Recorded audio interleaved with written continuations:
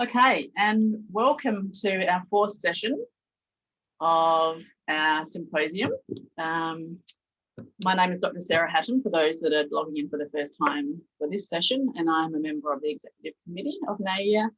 And welcome back. It's been a really wonderful exploration of the different political and social and economic impacts on our sector that have happened this year.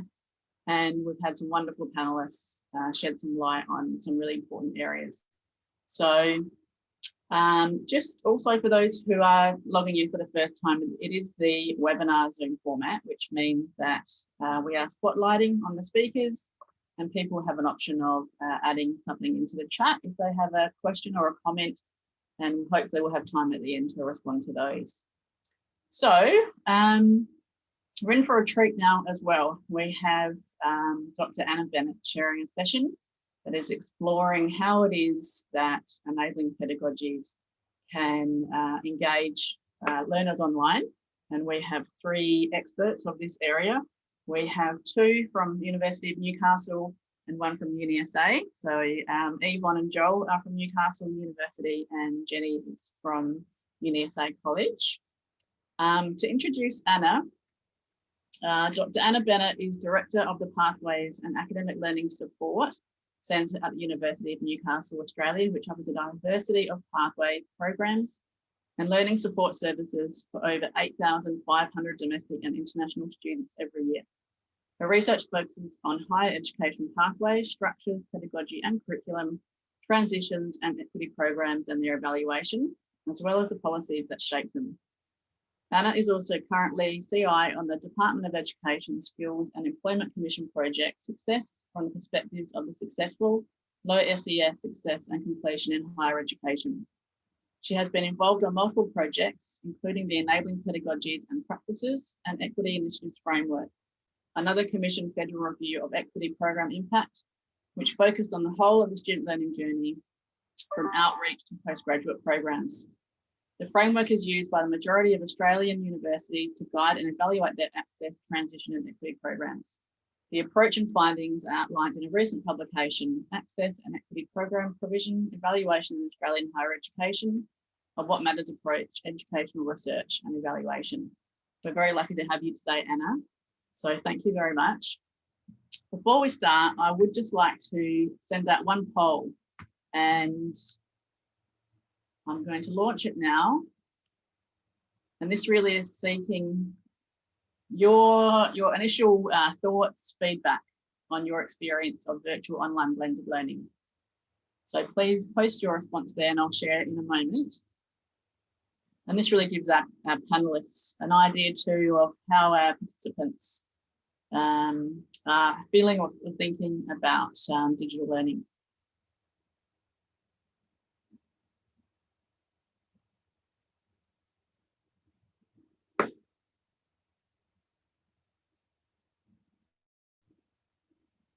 Okay,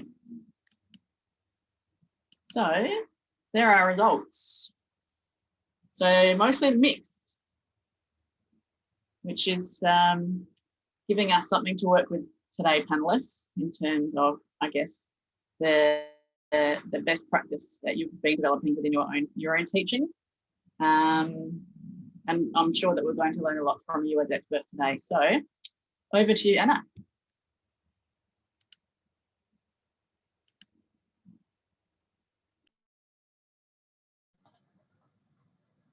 It's a pleasure to be here today. Thanks, Sarah. It's great to be able to spend time with you and to be talking about this important aspect and increasing focus of higher education and enabling education. So I'm just going to share my screen with you.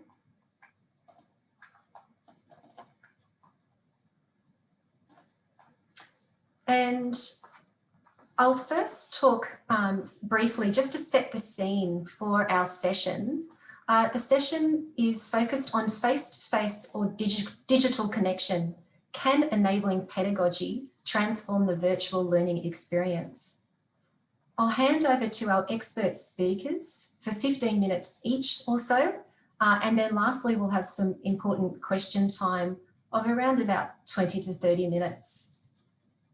So first of all, I'd like to introduce our speakers. Yvonne Irwin. Yvonne will talk first of all. She is the program convener of the Open Foundation Online program here at the University of Newcastle. This is a very large program with over 1,000 students enrolled every year.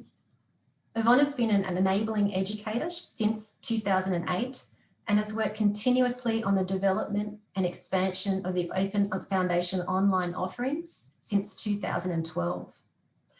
Yvonne's research interests include the experiences of enabling students and staff in online teaching and learning.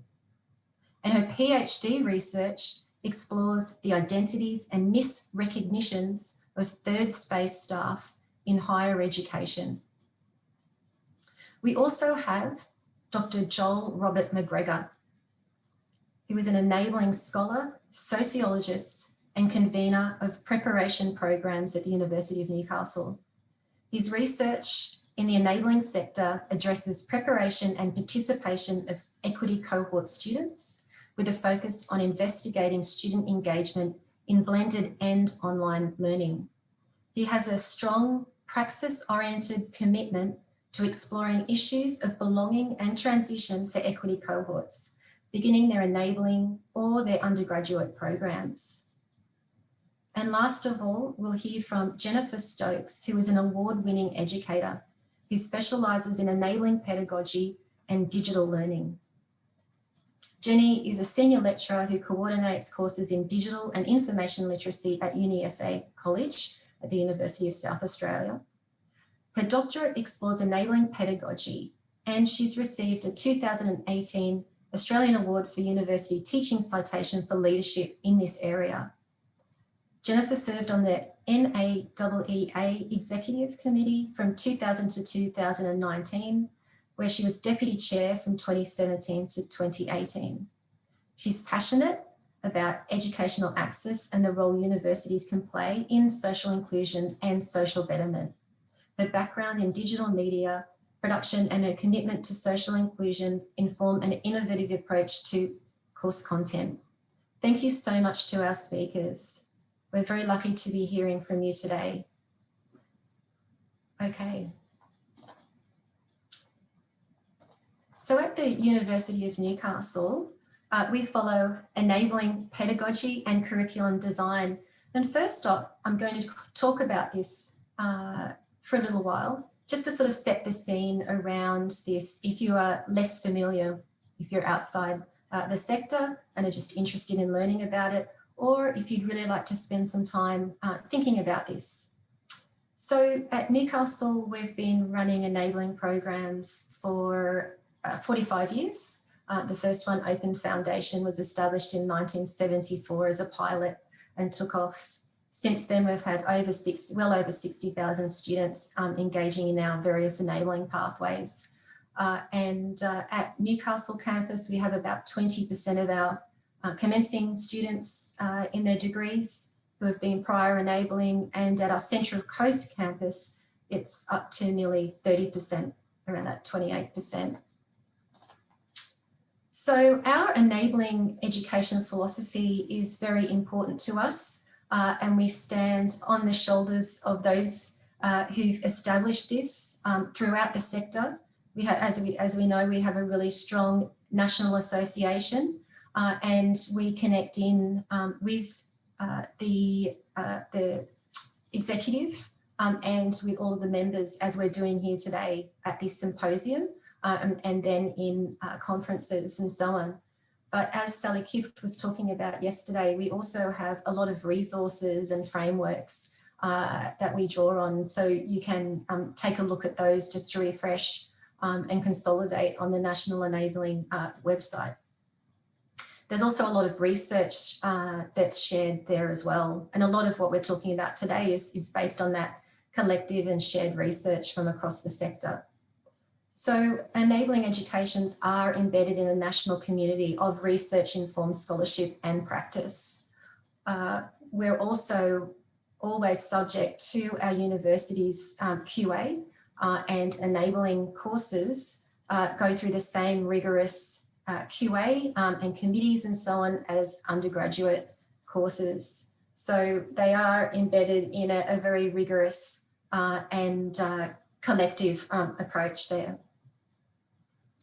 So I'm just, can you see the enabling education approaches okay there? So this list comes from a project undertaken by a large team of enabling colleagues here at Newcastle and is informed, as I said, through connections and the research, the type of research that shares on the National Association website. And so the language here might be just a bit different to the way that you talk about it in your institutions. And it is obviously important in relation to context and the type of program you're running. But I just wanted to put this up here today just to sort of give you an idea of what we're talking about when we're saying enabling education approaches applied. And it's really important that we think about enabling education approaches or philosophies, that this is more than just about teaching. It's really important to be thinking about enabling education in the widest sense, you know, that these kinds of approaches are really important for education in toto, and it would be wonderful if these kinds of approaches were more widely embedded in schooling, for example. So the enabling education approaches listed there are based on interviews with 30 of our staff here at Newcastle and students, around about 20 students, to assess some of those assumptions. And we also ensure that we have regular professional development to be able to share those for people coming in new to teaching in enabling. So I think it's really important that we are able to apply these to online and blended approaches. So having a look through there, you'll see that some of those quotes in blue were from the students, just in their voices around what's important. It's about the academic stuff or the academic expertise, one student said, and the theory, but you applied that to your own life, which I guess is the thing. It's very much strength-based. It's not around looking at deficit or pathologizing students. And it's about clearly valuing equity. The key idea is to make sure that we're not expecting one size to fit all, and that academic literacies are always prevalent and embedded in courses. So we connect concepts to students' lives. So as you go through that list, having a quick look, you'll see that there are other aspects that are really important to make visible the implicit assumptions and expectations at university, and to develop navigational capacities. The aim is to enable a smooth transition and sense of belonging, confidence, and capability as people transition into university. And you've just seen so many great examples from students through these last couple of days about how important this is, transition to university. So I'll leave it up to our panelists to talk more about this and about enabling in the context of blended and online learning. But I just wanted to introduce that a little bit. We've had so much diversity of need in our cohort that we've seen this year, where all of you across the sector, as Sarah said, have had to pivot into online approaches. Study from home, we called it at Newcastle. So as I said, we have a very large fully online program, but we do have courses that are designed or were designed solely for on campus, and they needed to pivot really quickly to be study from home. But the learnings from this, as our students have fed back to us, is that we need to think much more about disrupting the idea of an either or So the title of this, this session, which is face-to-face or digital connection, is actually quite playful, because actually it's about face-to-face and digital connection. So we need to think about disrupting that idea of either or, online or on campus, to have each inform the other. So more blended and asynchronous approaches for on campus, but also more synchronous activities for online students, the best of both out of our learnings from this year. It's important to keep in mind the diversity of students and, you know, even within one student's experience. So a student might need to be able to come on campus one week and the following week can't because of shift work. So this is where they're telling us that hybridity is important to consider within any unit or any course, live and recorded, always edited well, sessions, whatever type, and then more activity or dialogically based sessions of whatever type, maybe it's a tutorial, that should be able to be conducted online somehow, and then another somehow on campus. But really it's about tailoring to the course type, the context, and to the cohort. And I think the key to understanding and design, again, is going back to enabling pedagogies. One size does not fit all for anything, regardless of where students study. Equity of access in this way is really important. So now I'm going to move on to hear from Yvonne Irwin, who will talk about her paper for, as I said, around about the 15-minute mark. And I think Yvonne is going to share some slides, so I'm going to stop sharing now. Thanks, Anna. I'll just share my screen. Okay, so thanks everyone, and thanks to the organisers and to Anna for the introduction. I hope I don't repeat too much of what you've said about Newcastle in this, but I'm honoured to be part of this symposium and part of this panel with some of my favourite enabling educators. And I don't know if it's too soon to be positive because COVID has been so devastating for so many people. But I actually want to thank COVID, and I want to thank Zoom, and I want to thank Teams for allowing our community of enabling educators, and for those of you who are passionate about equity in higher education, to come together like this. And I think I'm probably not the only one who's been able to experience great speakers and learn new things this year through various online lectures and conferences and symposiums. And I've been able to do it from my own home, so that's been great. And that kind of access is a big part of the equity picture for online learning, but it's not the only part. So, oh, I've gone too far. There we go. Just recently, I think it might have been last week or the week before, because time is a bit weird at the moment, TEXA released its Good Practice Report on the student experience of online learning in higher education during COVID-19. Now, the report highlighted some positives, like students enjoyed being able to access their studies from home at times that suited them, and they were really pleased with the different types of assessment items that they were getting.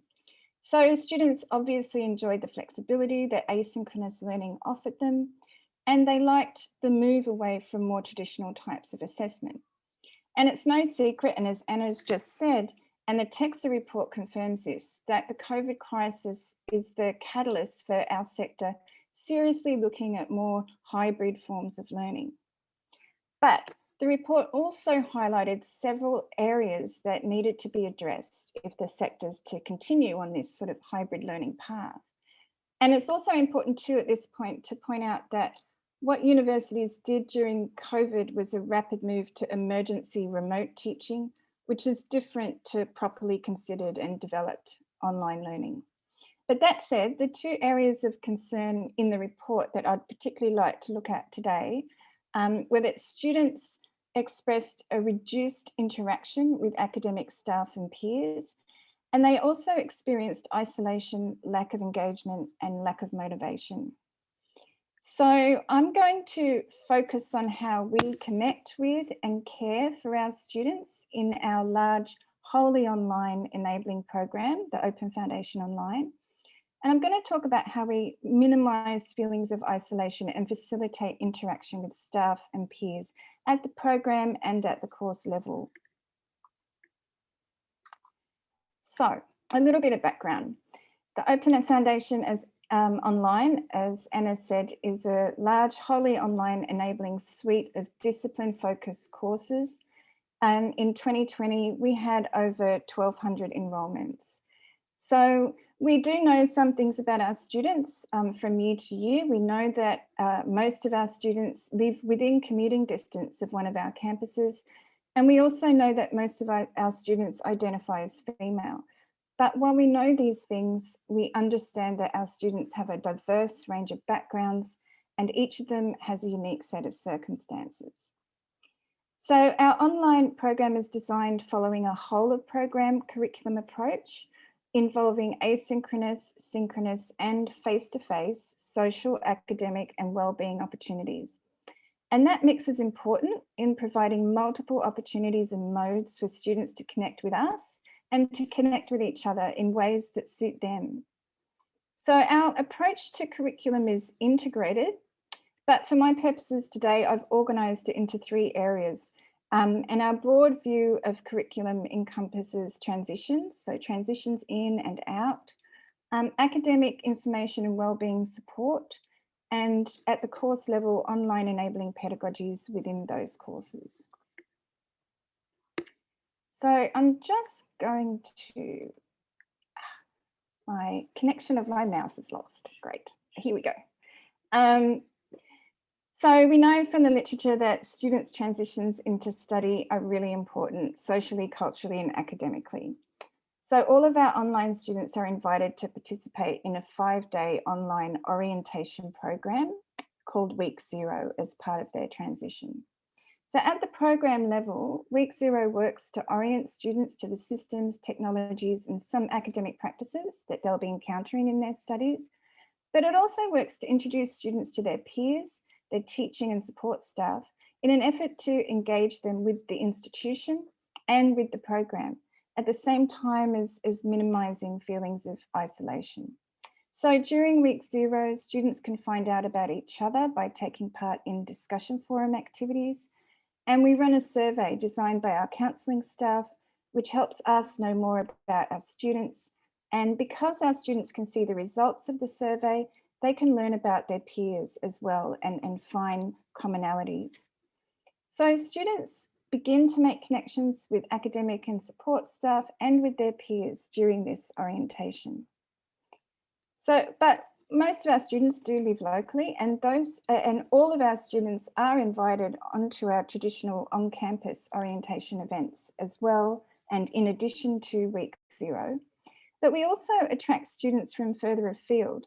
So in the week before a semester begins, give or take, staff from the program run several of what we call on the road, face-to-face sessions with students who are located in regional areas. And this means that we have a physical presence in these locations, albeit briefly, and students who might be feeling isolated or nervous or alone can come together and meet us, and they can meet some of their peers. So I go into the transition piece because it's not just transitions in. We know that transitions also mean transitions out of the program or into undergraduate studies. So our care for and responsibility to our students extends to this as well. So as part of our program, we've developed a Your Next Move initiative, which helps students with transitioning to their undergraduate degree. And this consists of a website with information from our university's schools and faculties and with guidance on how to apply. And this website's accompanied by several webinars that are held at key times during the year for students to attend and to ask questions in real time.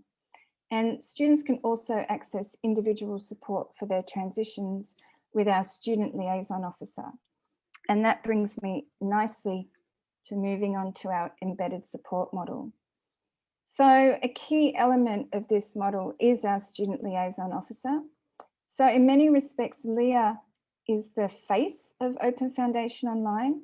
So she's introduced to students during Week 0, and she responds to students in the discussion forums there, along with myself and others in our support team. So we're really present during Week 0 in the discussion forums. As the semester begins, students are focusing more on their courses, but as a program, we keep in touch with them through our just-in-time communication strategy.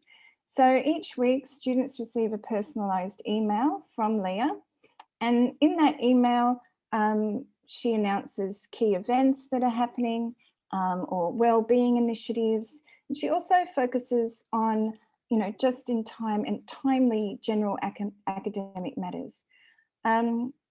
So we also have embedded staff who work with students at program, course and individual levels on academic literacies, English language, information literacies, Aboriginal and Torres Strait Islander support and wellbeing.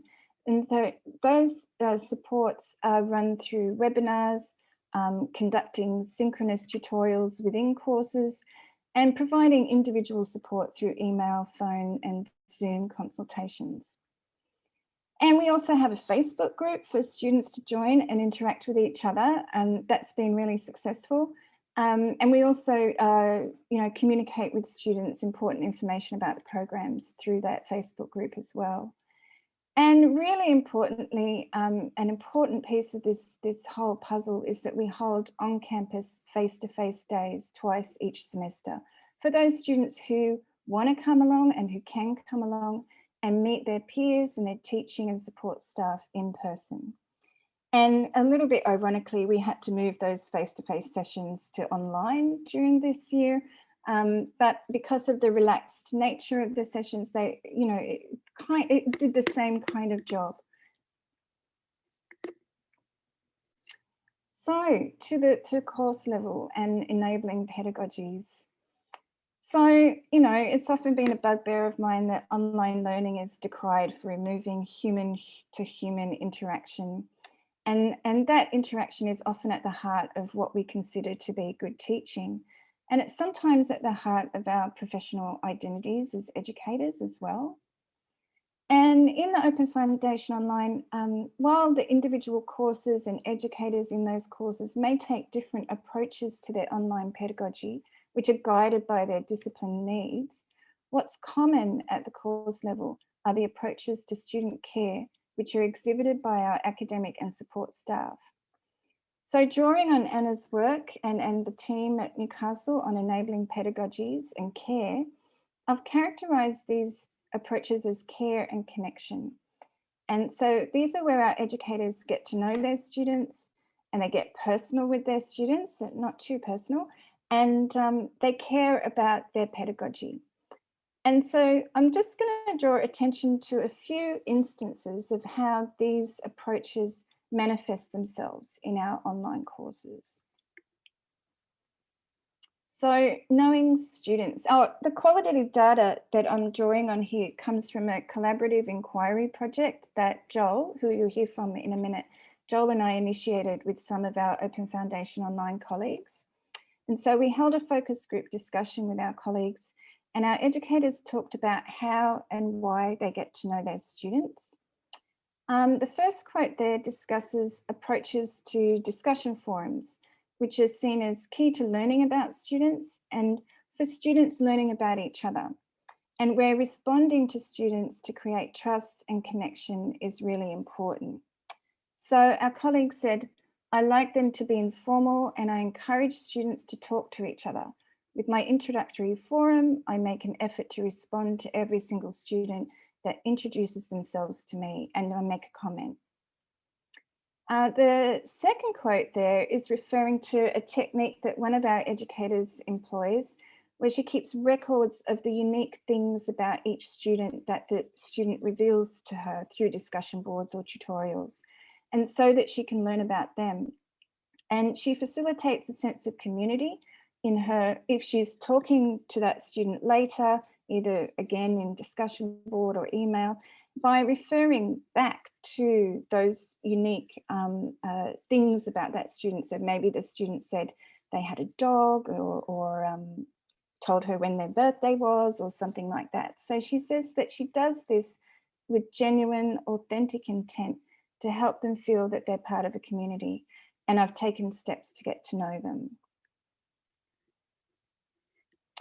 Getting personal. So it's important that our students know that we're human so that they can connect with us. In a classroom setting, I think this is a lot easier to achieve than in an online setting. But our staff get personal with their students in lots of different ways. They share small personal details like what pets they have or what hobbies they enjoy. They use emojis and inclusive language in announcements and discussion forum posts. And they sometimes virtually invite students into their homes. So as a demonstration of these approaches, I've included a screenshot of an announcement from one of our educators. She uses the inclusive word team to address her students, and she just adds a little smiley face emoji at the end.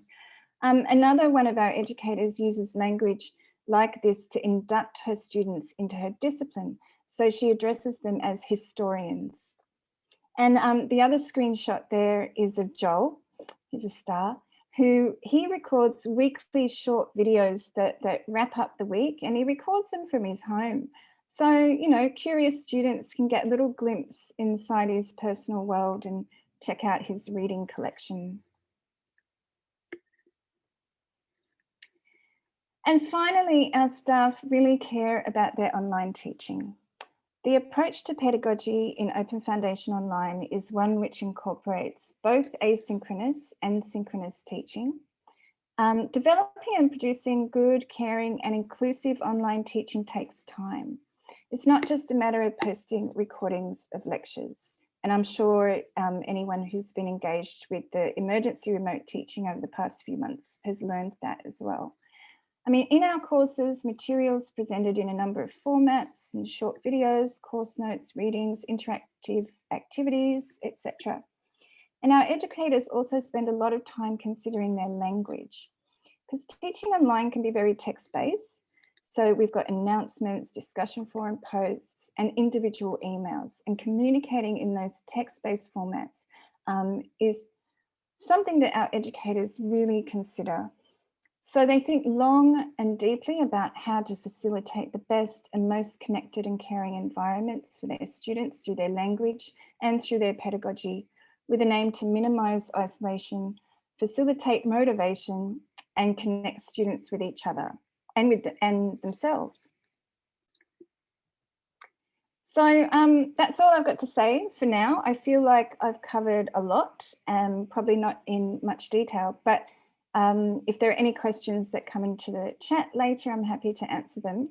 But in the meantime, I've been asked to pose a question, but mine's not really a question. It's just for you to reflect on what you do or what you could do to connect and care in an online teaching environment. Okay, thank you, Anna.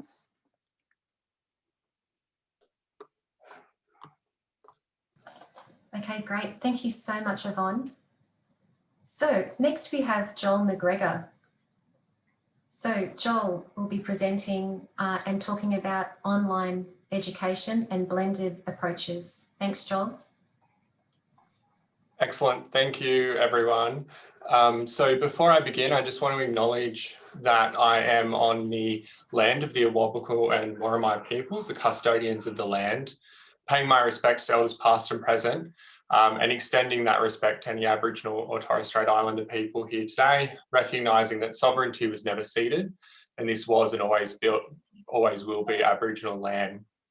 So thank you to everyone who's here today, and thank you to my fellow panelists and to Anna Bennett for sharing the session. Anna and Yvonne did a great overview of the enabling programs at UON, which is great because I'm going to jump into some results from a project that I did on blended learning. Now, you may hear my dogs bark in the background, which is, you know, one of the great instances of working from home.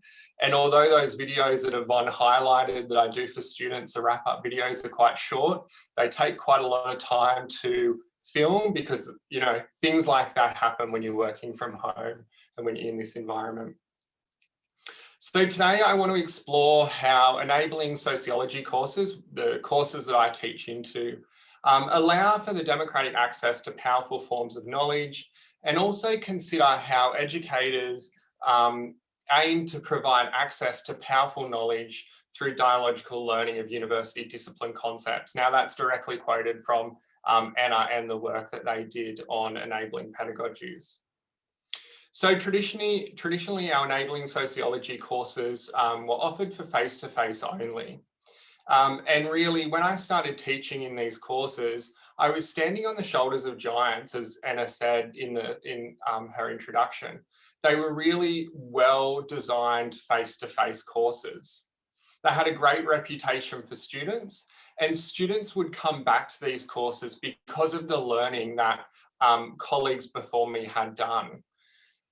However, along with some other colleagues, we introduced blended and online learning within these courses.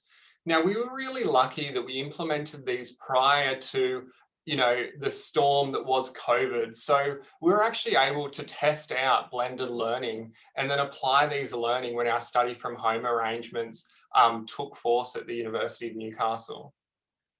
So in 2018 and 2019, myself and Michelle Mansfield implemented a number of blended learning modules to our face-to-face course. Now, the impetus for this project, and I'll explain kind of the ins and outs of the project in a moment, was that first, students often come to this course knowing a little bit about sociology, but thinking that sociology is a bit of an easy option. Sociology, isn't it just my opinion?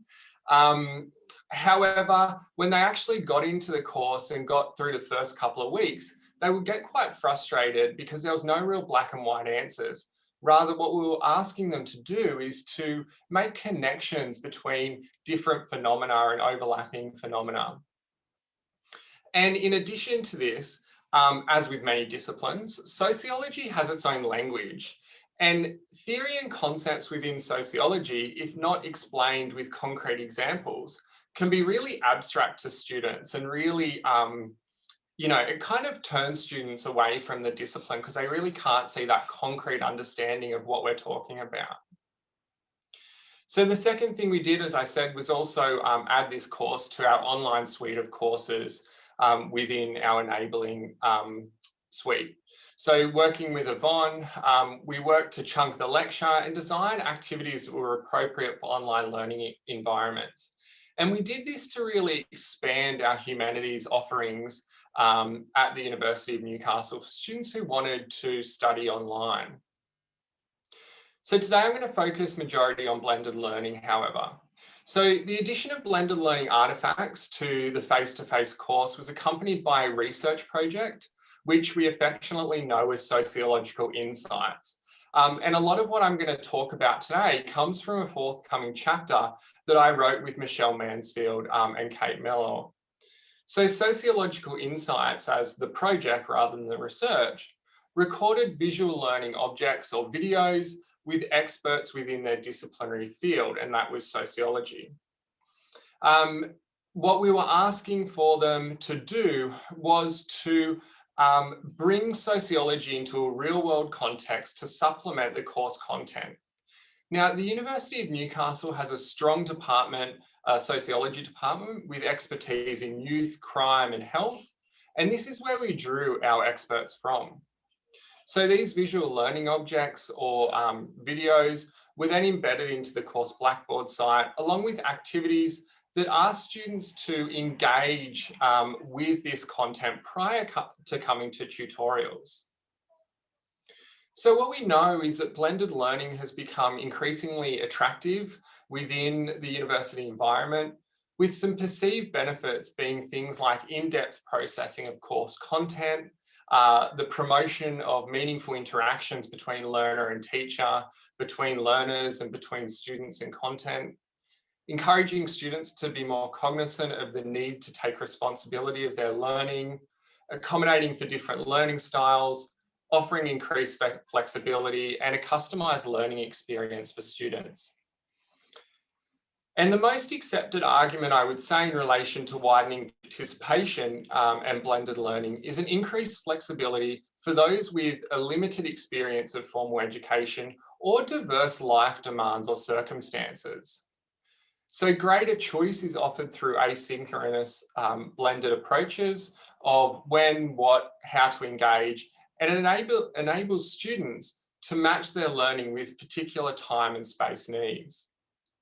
So I want to touch upon the research that we did today around this project and really look at technology, time and engagement. Three really key aspects of blended learning. So firstly, technology. Technology is a mediator between the teacher and the student. It ensures a smooth transition of knowledge between the teacher and the student, as well as facilitating the co-creation of knowledge. So a student's interaction with the course content will be dependent in part on their experience with this medium through which it's transferred. What we found was that it's clear that many students had difficulty accessing technology outside of the university setting. We were conscious of this at the beginning of the project, and were then interested in some of the limitations that influenced students' access to the blended learning, including what device they access the course materials on. So what we found was that while most participants in our study used a computer to access the course material, a significant number used a mixture of computer and mobile devices. And there were a small number of students who only use mobile devices to access course materials. So we need to make technology accountable in blended learning environments, because it has the potential to be a barrier in the transfer of knowledge. So many students within this study reflected on how they had poor internet connections at home, and therefore they had to travel to engage with the content. So one survey participant said, due to the poor internet connection in my geographic area, I needed to attend the university library instead of working from home. And another participant actually reflected upon how this caused strain for her. So reflecting on how it was difficult to travel to university to participate in online activities with other commitments such as children and work. So she talks about the need to access free Wi-Fi because the internet availability in her hometown was poor. However, she found this difficult to get to uni to access that Wi-Fi around children and other commitments such as work. So we can talk about this a bit later on, but I guess here notions of care are really important around technology as well. And curriculum design should account for the geographic location of students and their availability of resources to access the course content outside of the classroom.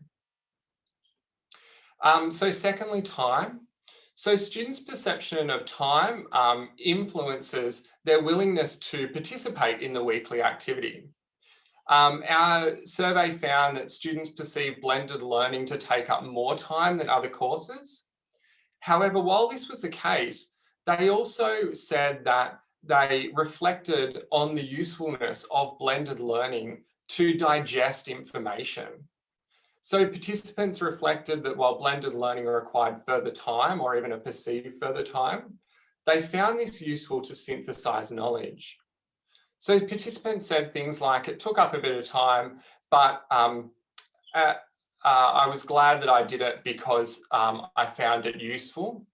They also said that it doesn't necessarily involve less work than a regular class, but it does allow for the workload to be spread over multiple days rather than cramming everything into this mass 2-hour lecture where they can't digest all of the information.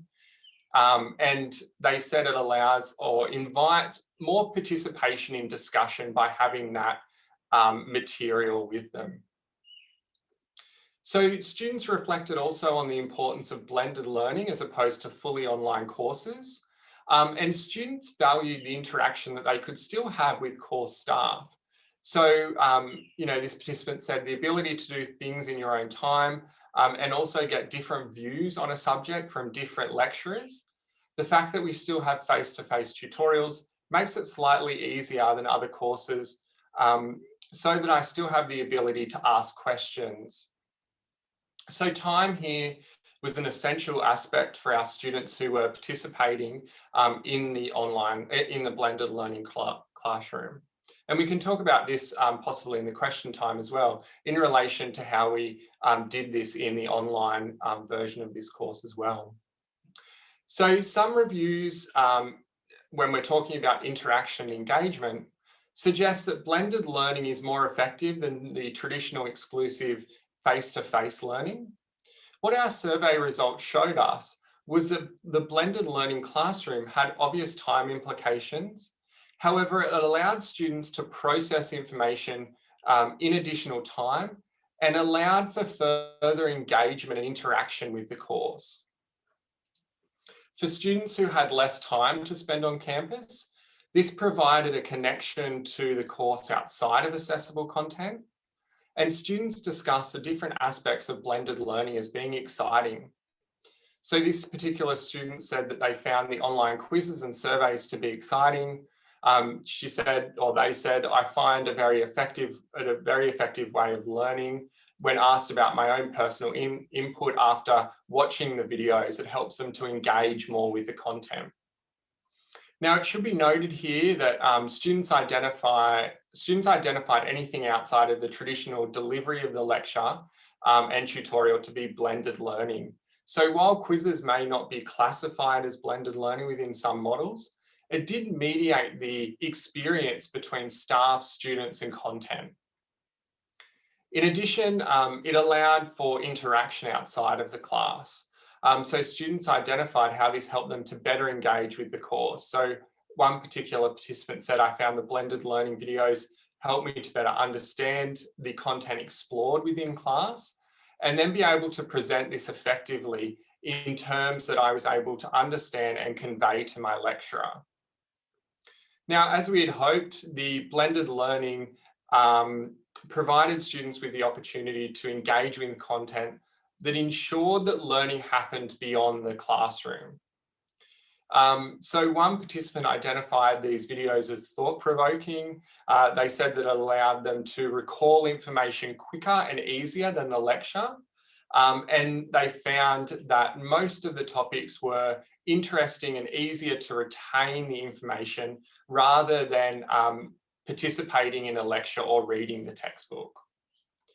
So I guess just to conclude, drawing on some of the key learnings from this project, so designing curricula and resources within different levels, with different levels of technology in mind, the workload being able to spread over multiple days without it being too much work, the ability to ask questions, and the fact that blended learning allowed for a better understanding and recall of content. We were able then to take these learnings and construct our online course and use some of those learnings to really embed our strong enabling pedagogies when we don't have that face-to-face component. To conclude, I guess, we see how enabling pedagogies, or we saw in this project how enabling pedagogies, so particularly the access to powerful knowledge and dialogical learning of university concepts, can assist in making the virtual learning environment a more positive experience for students. Now, as with Yvonne, I'm going to kind of pose a question. And I talked to Yvonne about this question yesterday, and she said, oh, you are such a sociologist. So here goes. My question is, our blended learning project tried to break down powerful knowledges by interviewing experts about their research, so asking for their practical applications of their work. Is it possible in this project, and I thought about this yesterday as I was reflecting on the project, is it possible that we actually reinforce powerful knowledges by having experts filmed but not available to the students? And that's me. Thank you.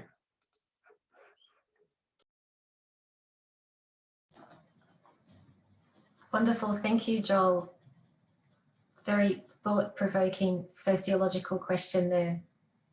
Okay, and our last speaker is Jennifer Stokes. So thank you, Jennifer. Take it away.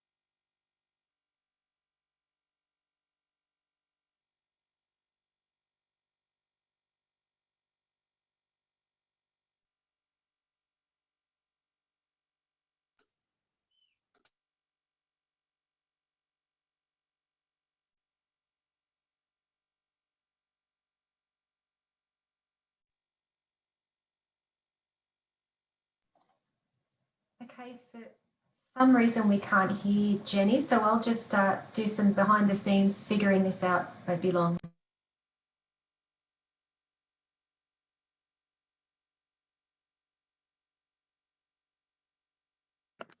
Sorry. Okay, how's that? Is that behaving? Oh, Yes, thank you. That's behaving. I'm so sorry. I just did my acknowledgement of country and I'll get into things. I had double muted myself to make sure I didn't make any noise. How embarrassing. I guess that's the wonder of the live teaching experience though. So I'll just start again with the acknowledgement of country. So I'd like to begin by acknowledging and paying respect to the Kaurna people, who are the traditional custodians whose ancestral lands we gather on. We acknowledge the deep feelings of attachment and relationship of the Kaurna people to country, and we respect and value their past, present and ongoing connection to the land and cultural beliefs, and pay respect to elders past and present.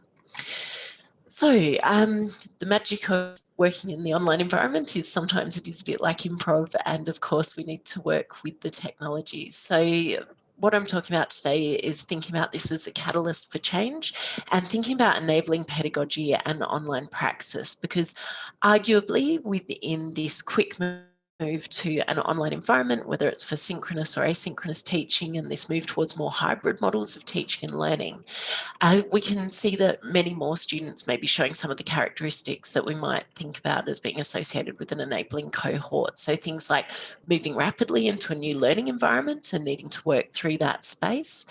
And things that have been exacerbated during this time might be things like some of the challenges that students from equity groups may be working with, or some intersectional issues that emerge as well.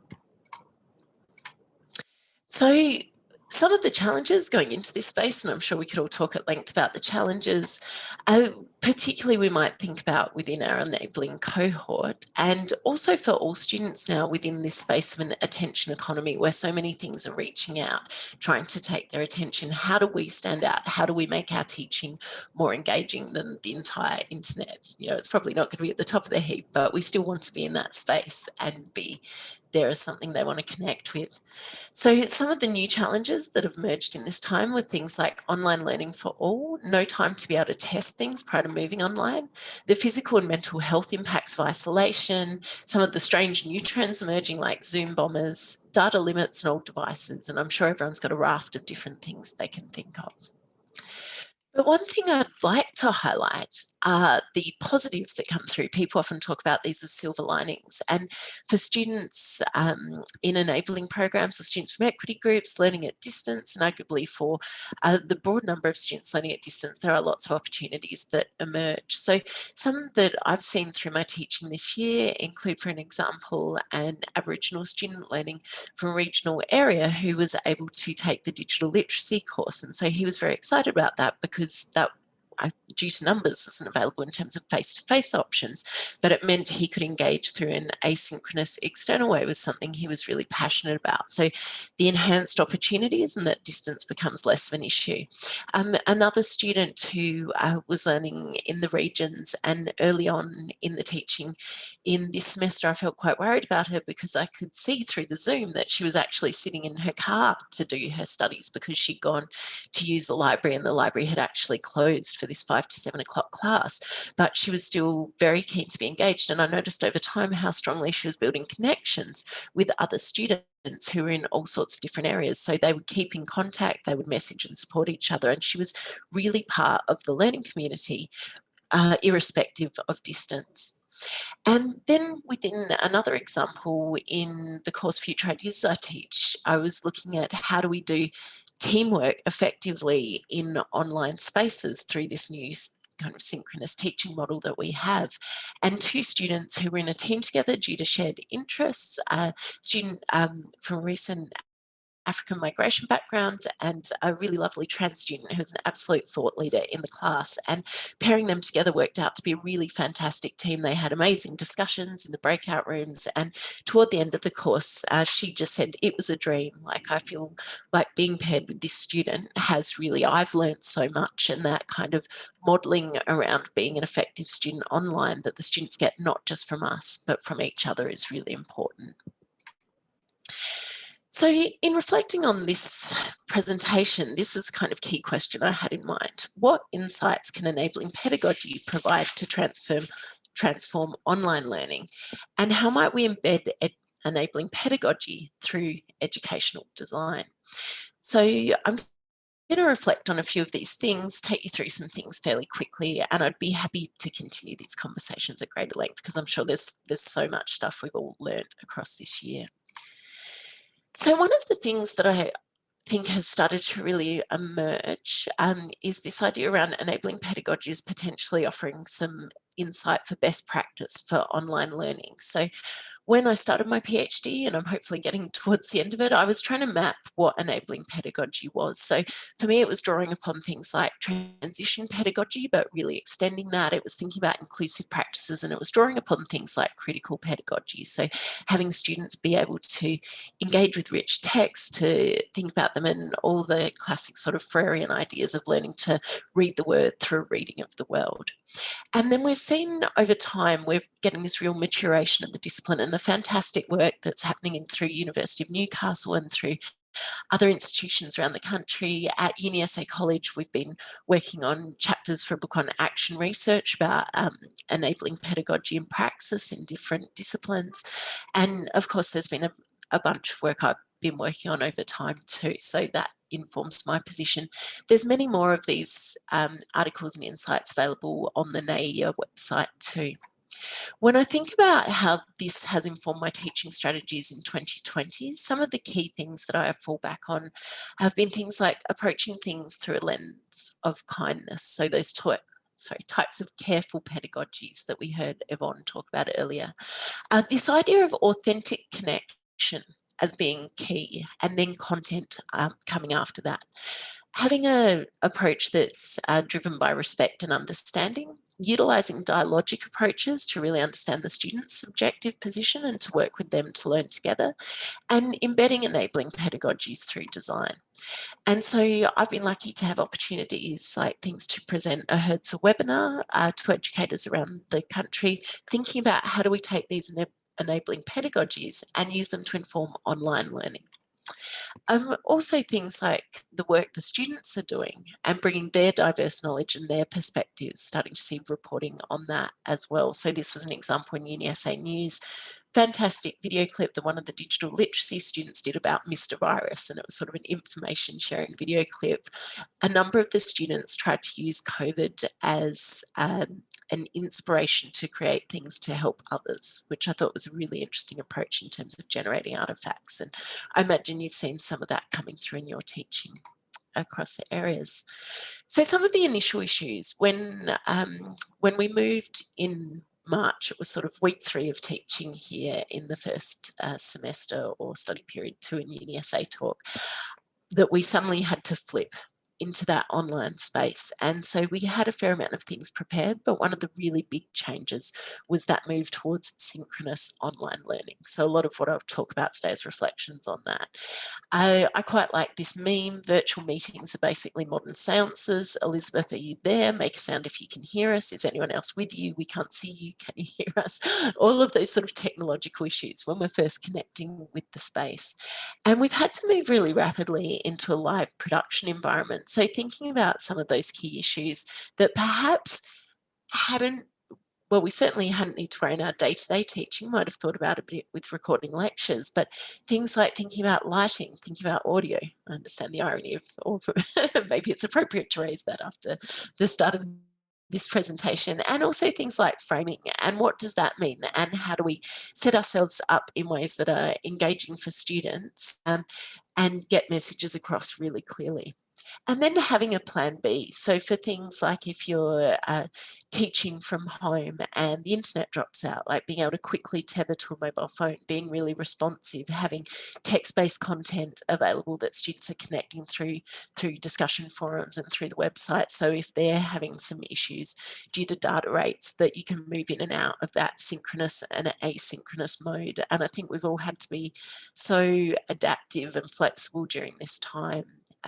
That it's really, that has paid off as well, as has been talked about in some of the other presentations. And thinking about things like how to do discursive teaching online, because certainly on campus we've moved away from those didactic notions of the sage on the stage, but suddenly if you're in a Zoom room and you're the one with the camera on, and people are perhaps less confident of turning cameras on to say things, you're suddenly put into this more didactic relationship where you're telling people things and guiding them through step by step, but you want it to be discursive. So how do we do that in a synchronous teaching environment? And how do you build trust with students so that they feel comfortable turning those cameras on? And I think even recognize that for some of them, they might never feel comfortable with that, but how do you still manage to keep them involved and to get them to evidence their learning and their engagement? So some of my key tips are thinking about a welcoming and inclusive environment. So particularly I find universal design for learning is a really helpful approach in underpinning this aspect of design. So many people are probably familiar with this, particularly CAST do some good writing around it.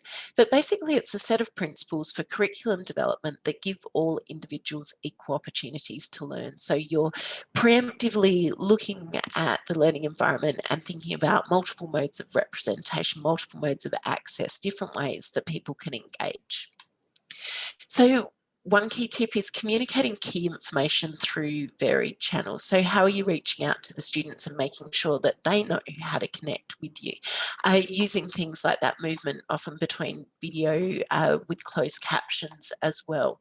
Text-based communication, but keeping that very short and embedding hyperlinks. So using the kind of conversational tools that we have well. So this is an example of kind of weekly news blast I would put on a discussion forum on a website. I do different things with email, different things with messaging. And then accessible content. So very important for perhaps students who might be using screen readers, students that might have low data rates. How do you make sure that there's alternative ways that things are represented online? Ease of navigation, and particularly as we rapidly were moving into this consistent online space, it became very obvious to us at UniSA College that we needed to look closely at our course sites because that was the key way that students were connecting with the information. So particularly driven by some work by Dr. Sarah Haddam and myself, we did a course site review, and our fantastic team at UniSA College moved towards a more consistent form of navigation to make it easier for students to move into, to find the information, using things like ebooks to structure asynchronous lessons, to take them through step by step and just make it really, really clear. Another important idea that we came through with, and again, Sarah has driven this in the college, was setting the expectations and norms at the start of each Zoom tutorial. So having a slide which was consistent and within the first few weeks, just as you would set those kind of cultural norms at the start around academic culture in your tutorial, making sure we did the same thing in the Zoom environment so that students knew what they were getting into. And supporting students to learn in the way that best fits their technology access and learning style, and the sort of ongoing conversations that needed to happen around that. And so, sometimes that was adjusting things week to week, dependent on what the student needs were at the time. Then valuing diverse strengths and knowledges. So particularly using that approach, the idea of valuing students' funds of knowledge from Gonzalez, Moll and Amante. So thinking about inclusive and constructivist design preemptively. So again, students can come in, we can value what they bring to the table and we can work together with that. Working to build trust through dialogue. And I really love this quote from Shaw and Freire because I think it highlights how this can work really well. Educators may adopt the dialogic method to better understand their students' lived experiences and thus inform situated teaching.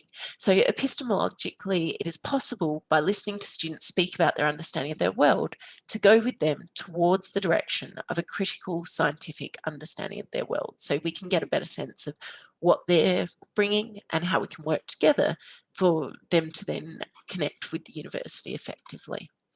So how do we do that in the online space? Well, things like using online tools to build cohort identity and work to foster a community of learners. And one of the great things because of COVID, dare I say it, is that suddenly these tools have become more accessible. There's a lot more money being put into them. So they're developing quite rapidly, and there's a lot that we can connect with.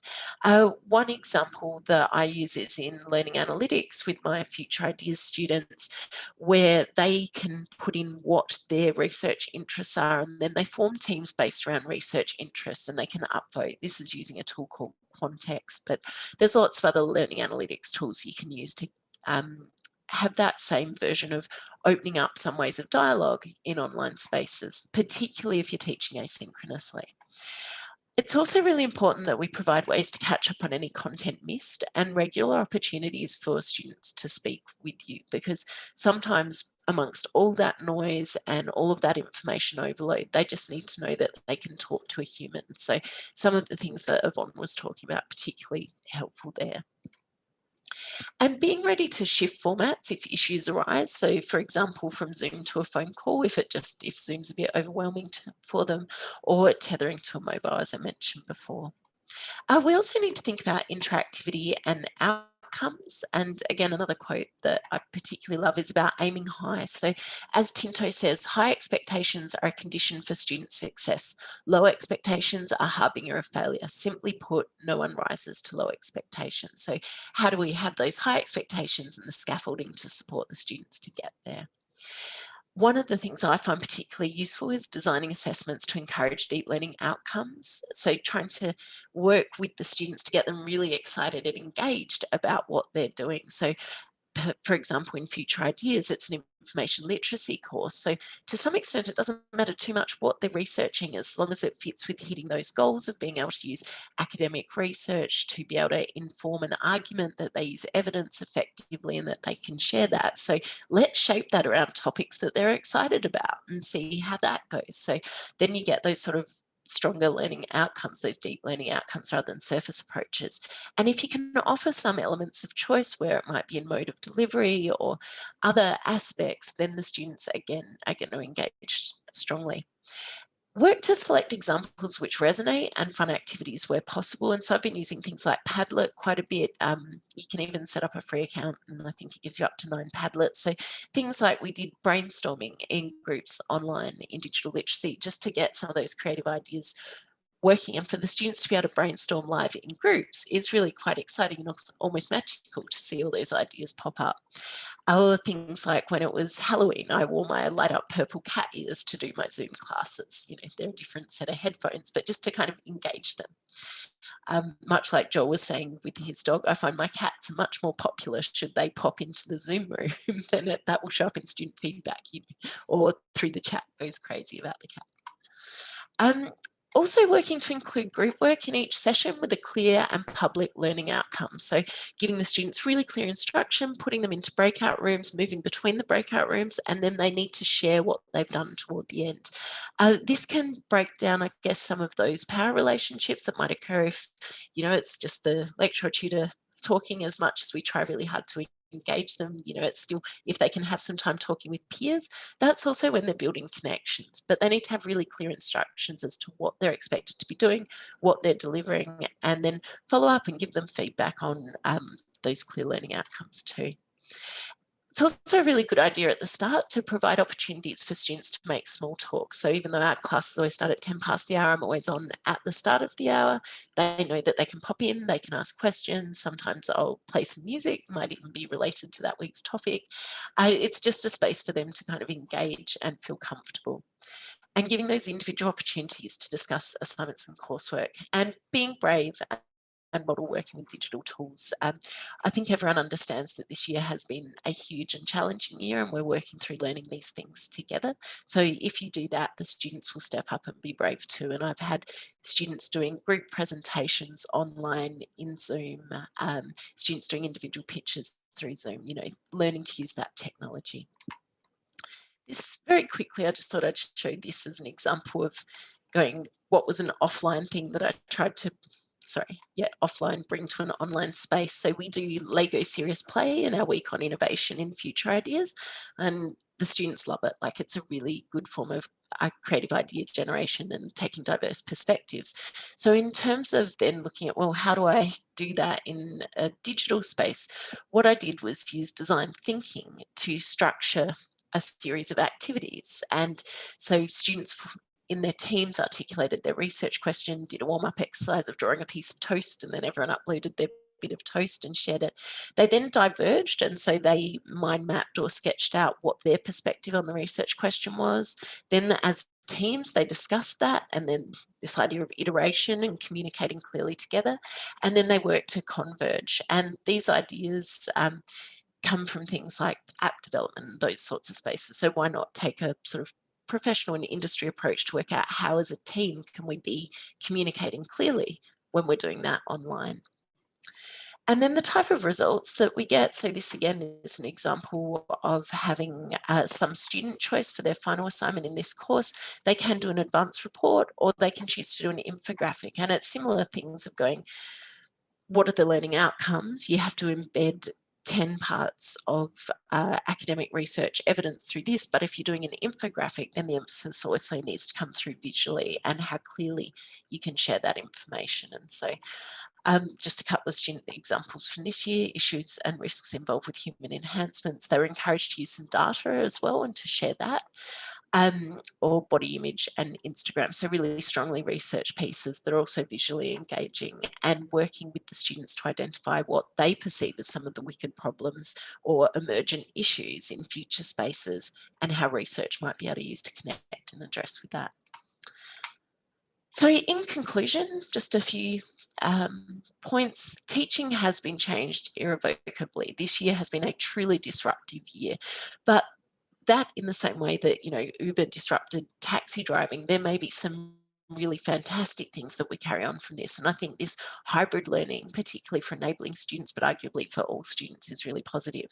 So this gives us as enabling educators opportunities to model and share best practice for engaging students in online environments. And some of the key strategies shared today, thinking about supporting access and inclusivity through design, providing opportunities for connection, knowing your students, and dialogue is really key in that. And I know that resonates as well with what Yvonne was talking about too. Building a community of learners through active engagement. Keep the focus on what the student learns, not what you teach. That's the same, you know, in the online as offline space, or, you know, our blended spaces. Encourage deep learning outcomes and follow up if they disappear.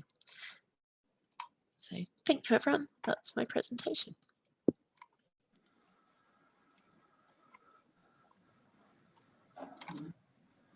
Thank you so much, Jenny.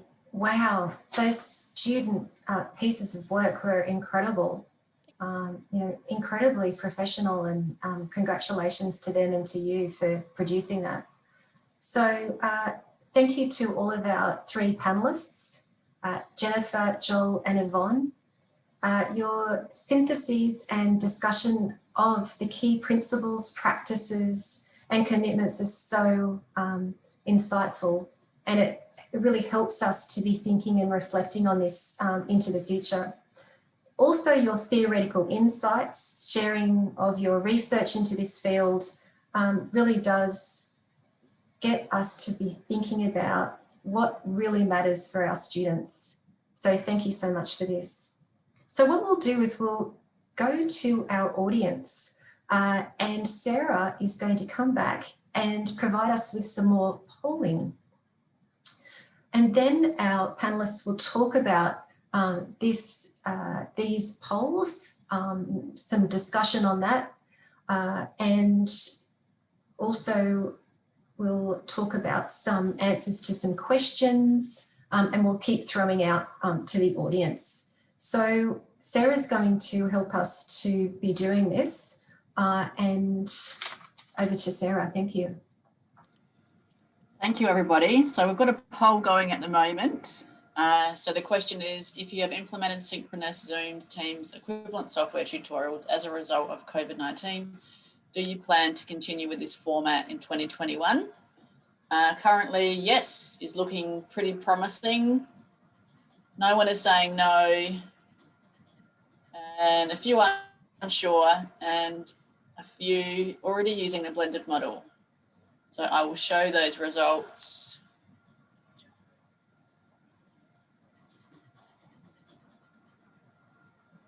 Almost there, sorry, got 65% of people voting.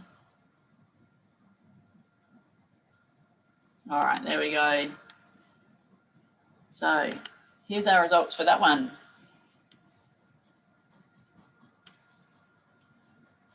So more say yes, which is very encouraging. And let's go with the next one.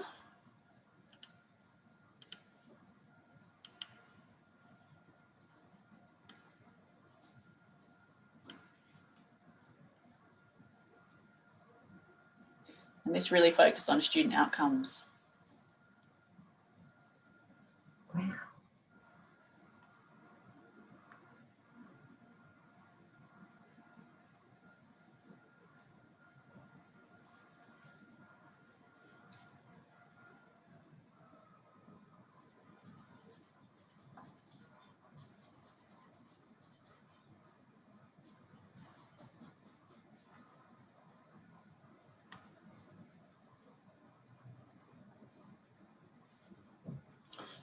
Got almost 50% people voting.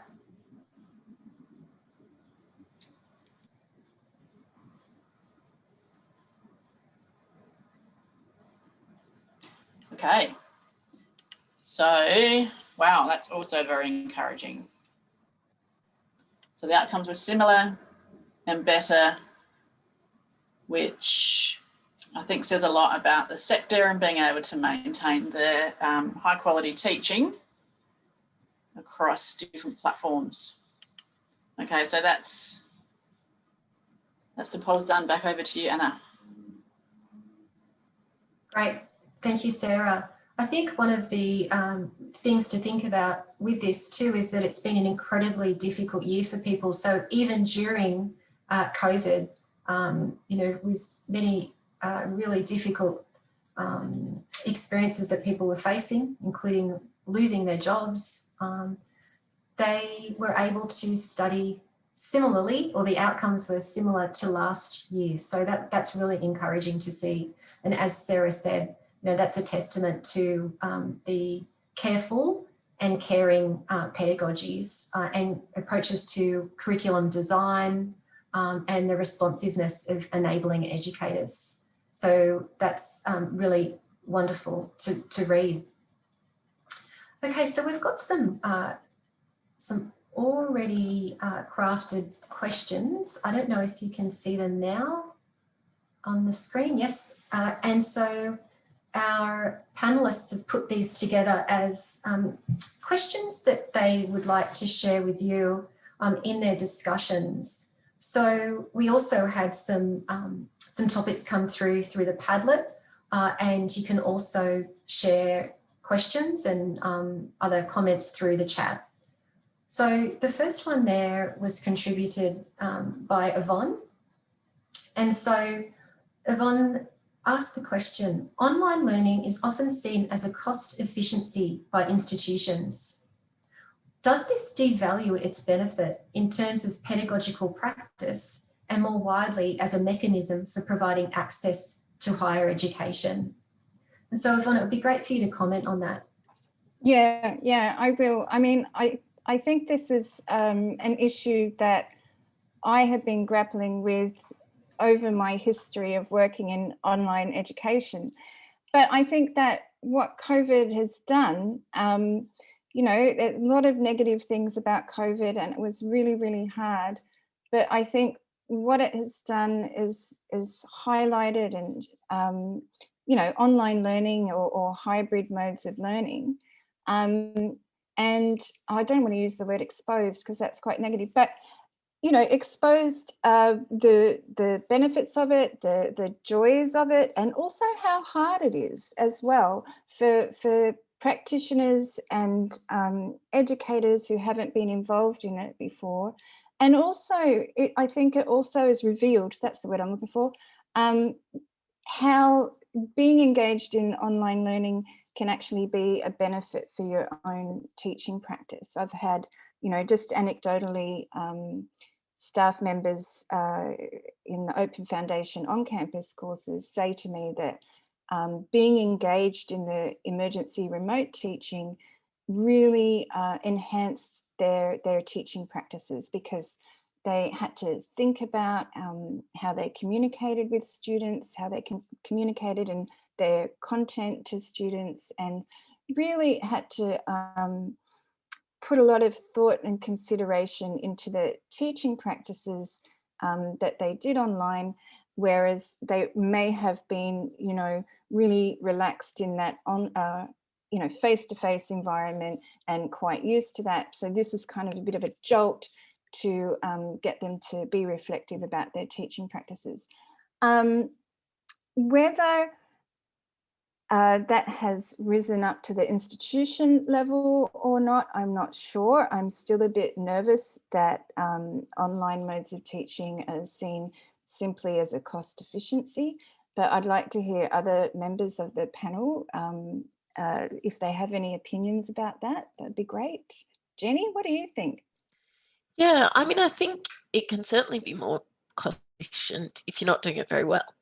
You know, like, obviously. And of course, there are some savings in terms of you don't need the space or some of the other resources. But I think if you're doing it well, it should be similar on par. Like, yes, with Zoom, you could have, I don't know what the limit is for a standard Zoom room. It might be 99 students. In theory, you could have a tutorial that big, but it would be a terrible learning experience. So you wouldn't, I think even more than about 25 students, if they're all in attendance and you're doing that, you know, really strong interaction, breaking them into groups and that sort of stuff, it would be challenging with more than. I think if it's, for us at UniSA, and particularly this year, I don't think it was seen as a cost efficiency. It was seen as a maintain some level. We keep students through really strange context that we're working in. How do we adapt and how do we work with that? And I was seconded a couple of years ago to UniSA Online when they were establishing the first course that is in every UniSA online degree to work out some of the types of things that we think about in enabling around, you know, we're bringing students into this new space, this online learning space. How do we get them to, sorry, get isn't quite the right word, but how do we encourage them to adopt positive online learning behaviours so that then they can be successful through their degrees? And that certainly wasn't looked at as a cost-cutting measure. It was looked at as an access measure that particularly some of the students that are choosing that option for their degrees fit some of similar profile to enabling in terms of perhaps people that rather than going to university became parents, and then now they're going, no, I want to get a degree and I want to connect with this space, or people who are working quite long hours and need to be able to fit in their study around it and those sorts of things. So I feel like that discourse is probably being challenged, and I certainly think this year with the emergence of synchronous online teaching, I think we'll challenge that more. Yeah. Joel? Yeah, thank you. I guess when I read this question, I was thinking about the acts of care. So not necessarily thinking about whether it devalues, and sorry, Yvonne, I'm tearing your question apart here, or not answering it at all. But I was thinking about the interesting pedagogical practices that it does lead to and the different acts of care it leads to when resources or, you know, online learning might not have the amount of resources that a lecturer would like. So thinking about different practices that people do within the enabling program at Newcastle, like, you know, sharing memes, thinking about what they write on discussion boards so that students won't get the wrong message, or so that they'll feel more welcome. So I think it leads to interesting pedagogical practices, which again doesn't answer your question, Yvonne, so I'm sorry about that. I don't mind, Joel. That's fine. Shall we move on to the next question? Yes, thanks, Yvonne. Okay. So engagement is often invisible and hard to measure in asynchronous online environments. How do we know we are reaching all of our students? And I posed this question as well, so I'm going to give a few thoughts about it, and then I'll toss it back over to Jenny and Joel. I think about this a lot, actually, because a lot of the discourse that I hear in meetings and whatever around engagement is really around, and especially in online spaces, teachers start to panic if students kind of disappear, if they don't see them in the synchronous tutorials, or if students aren't contributing to discussion boards. But my sort of response to that is that some students, not all, but some students are more comfortable not engaging in those sorts of performative things that we can see, but it doesn't mean that they're not engaging with the learning that's happening in the environment. And so my sort of take-home thought with this is we can't forget those students. We need to remember that they're there, and we can't dismiss them. So I've had lots of anecdotal stories where, you know, a student will not have engaged in those sort of classic and measurable and visible ways, but will hand in all the assignments and will complete the final assessment and will have done really well. So that to me is a demonstration that that student has actually been engaging. They may have been just reading discussion forums or watching recordings of the synchronous tutorials. So yeah, I just think we shouldn't forget those students, and we can use our learning analytics to see and monitor, like when students are accessing, for us it's Blackboard, but you know, and I don't want to use the word surveillance because I don't like it, but just monitoring that sort of engagement through the learning analytics, I think will help us not forget that those students are there. So Jenny. Yeah, I was going to say learning analytics would be my obvious response to that. So for me, I know if a student hasn't accessed my course site, that they're not engaging with the course. So at a very basic level, because even in things that are taught on campus, we drive a lot of the content through the course site. So it might be you're in a tutorial, but you need to post this on the discussion board while you're on campus. So there's that movement. I think learning analytics gives us some really powerful options to be able to, and yeah, it is a surveillance technology, but it's also about using data effectively to analyse the student's relationship to the course material and see when we might be able to tailor some interventions if they're falling off as well. And we're lucky in Education Futures here at UniSA that Shane Dawson, their head of the unit, has written and is respected widely as a leader in that space. So we have some technologies like On Task, which has been developed, which allows us to, it's almost like a super fancy mail merge, but then you can target different students and you can generate messages out to them based on their performance, however you determine that, you know, whether it's site engagement, whether it's grade on last assignment, that sort of thing. I think the other thing I would say is that point you were making, Yvonne, about for some students there might be a value proposition where they go, okay, well, my participation grade is only worth this amount of the course, so I'm just going to focus on the larger assessment activities. Unfortunately, then they'll miss the scaffolded step-by-step stuff that takes them through. So it would be good to kind of unpack that a bit more, but I'm sure we can remember, for those of us that have gone through university, there would be some people that didn't really rock up to class and just handed up assignments and they were fine. And I think it's really, I don't want to say patronizing, but something along those lines. Like it's a bit unfair if we go, this has to be done this way, if they're still nailing those points and they're still doing well with the assignments. But I think they need to have a sense that communication channels are open, that you care, that you're reaching out to connect with them if you're not seeing them, to try and find out what's going on, because it may be that there's something there that could be addressed that would actually bring them to the class and help them to connect. So I think, sorry, paternalistic probably is the word I was looking for, not patronising. I know it's like a PAT word. So thinking about, you know, maybe who are we missing? Is it an active choice? And are those lines of communication open? And if there's someone who isn't connecting with the site, particularly in the context of things like the Job Ready Graduates package, is there something there that we should be looking at advising them to withdraw if they're incurring debt or they're kind of ruining their student record for the future as well? So there's probably a few different, and a range of issues in that question. Yeah, that's really an interesting point that you just raised. And also, I just noticed in the chat that George has said that Nadine mentioned the importance of learning as a social activity. Without engaging with other students or their tutors, are students gaining a deep, meaningful learning experience? And Joel, I'm going to toss that over to you because it's your turn.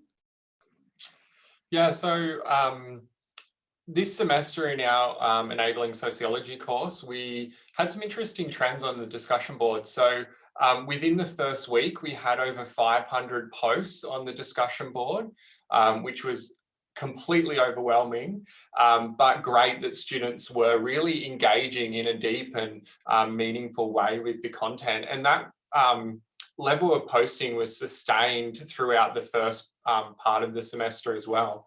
So Yvonne and I actually did a survey of some students here to really understand the trends which were going on in the discussion board. And we found that a lot of students, as we know, like to just look at the discussion board without necessarily interacting or responding to students. But we also know that students expect when they post to the discussion board, their posts will be seen by those students as well. So I think it was around, and I was just trying to find the results, I think it was around 40% of our survey participants said that when they post to the discussion board, they don't necessarily expect that students will respond, other students will respond, but they expect that people will be looking at it and using that response to think through the content. So, you know, I would love a magical answer on how to engage those students, but I don't, you know, in the current framework, I don't think there is an easy way to engage them. Something like a button to say that they've acknowledged that they've read it would be great. But again, that has its problems as well. I was just going to add to that as well. There's an interesting generational characteristic that's coming through too, that for students who have grown up with social media, they are aware to varying degrees, like I don't want to generalize for everyone, but about the long-lasting nature of the information that they're putting up online. So for some of them, they might be making an active choice not to post because issues that maybe they're around confidence or misrecognition might be exacerbated when they're stepping out into that sort of semi-public sphere, putting things out there that, you know, they go, well, there's implications if I do this in my private life, like what's going to happen in this professional space of university, I don't quite know. So there's probably a lot of work around trust building that needs to happen there to make it feel like a safe space for them to do things. So for example, in the tutorials in my courses, we'll always lock the privacy settings down to tutorial level. So at least they know that the conversation is kind of contained within a space and they get to know each other and become more confident. But yeah, there's a bunch of issues in there. Yeah, I think that's really good. And it's something that I've grappled with because I'm not a psychologist and I don't want to, you know, say things about the psychology of confidence and motivation and that sort of thing that I'm not an expert in at all. But, you know, I think that we could be helped by some work in that area as well.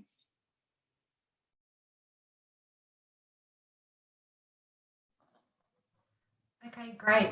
Thank you. It's been such a pleasure to be involved in this session. I think there have been just some amazing insights and really sort of deep analysis here around some of the work, but also practical approaches. So thank you so much. And over to Sarah. Thank you, Anna, and thank you again to Anna for chairing our session and to the three of you for giving us some excellent examples of really good practice of digital learning strategies that I'm sure many of us will take away and embed as we move forward in our teaching. Now, I just want to share my screen.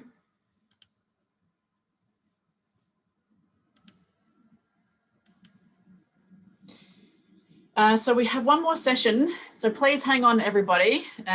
This is starting in about 27 minutes or 25 minutes, and this will be our closing session for the symposium, which we think is a really important session for us all to hang on for and attend as a way for us to collaborate and share our ideas and thoughts and what we've gained over the last 2 days, and to set bit of a template or a plan for how we might progress as a sector for the coming years, but particularly next year. So go and have a break for a quick minute and then log back on. If you can log back on via the Symposium website, there is the link there. So please use that one. It'll be an interactive Zoom session. So not like this one where it was a webinar, we actually have a Zoom with the breakout rooms, because we will be putting people into breakout rooms to share with each other.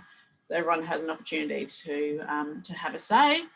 And Executive Chair Karen will be sharing that one. But also before I finish, I just want to also say thank you to the working group who have supported Anthea and I with this symposium.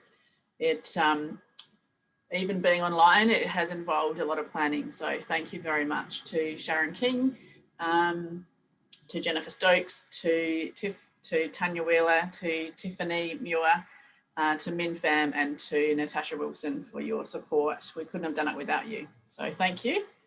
And we'll see you in a moment. Thank you, everyone. Bye. Thank you all.